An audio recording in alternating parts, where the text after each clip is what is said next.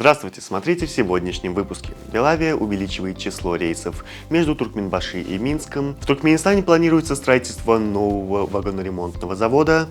В Ашхабаде прошла церемония закрытия Дней культуры Армении и другие новости.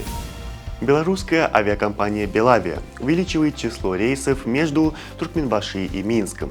По данным пресс-службы компании, с 23 ноября самолеты «Белавия» будут летать по маршруту Минск-Туркменбаши 2 раза в неделю, по вторникам и субботам.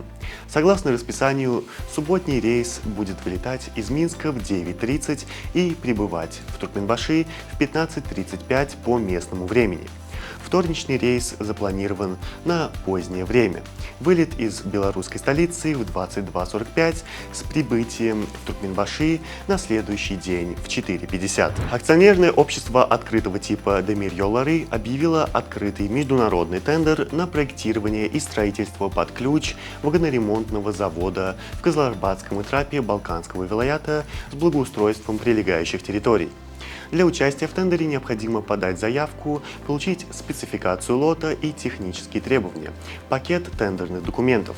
Затем претенденты должны в течение 30 дней подать тендерные предложения. 29 октября во дворце Мукамов Государственного культурного центра Туркменистана состоялась торжественная церемония закрытия Дней культуры Республики Армения.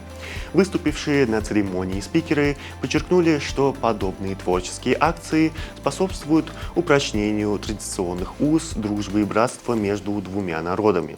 Участники мероприятия адресовали искреннюю признательность президенту Туркменистана Сердару Бердымухамедову за оказанное на туркменской земле гостеприимство и содействие в успешном проведении культурной акции. В Туркменистане продолжается отборочный этап конкурса инновационных проектов «Цифровое решение-2024», организованным агентством «Туркмен-Аргатнашик». Конкурс направлен на выявление и поощрение молодежи, занимающейся компьютерными науками и инновационными технологиями.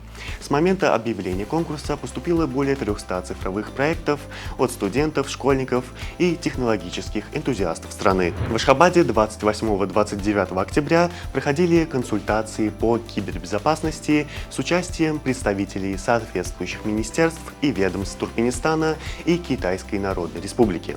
Как сообщает МИД Туркменистана, были рассмотрены результаты совместной работы и реализация договоренностей в области международной информационной безопасности, достигнутых между правительствами Туркменистана и КНР.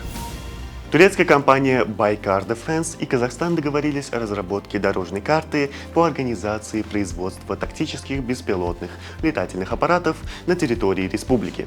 Соответствующие договоренности были достигнуты в ходе встречи министра обороны Казахстана Руслана Жаксылыкова с генеральным директором Baykar Defense Халуком Байрактаром в рамках международной выставки Саха-Экспо 2024 в Стамбуле. В преддверии юбилейного 2025 года Ватикан представил талисман в стиле аниме.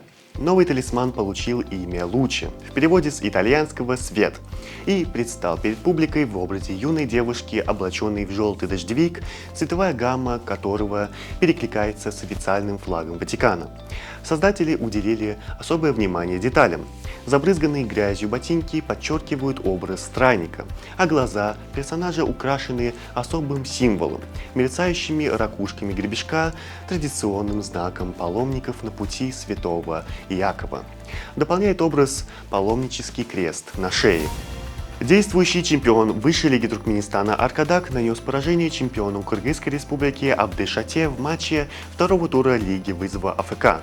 Встреча прошла во вторник в Кувейте и завершилась победой Аркадага со счетом 2:0. Забитыми мячами отметились Шамамед Хыдыров и Абды Бяшимов.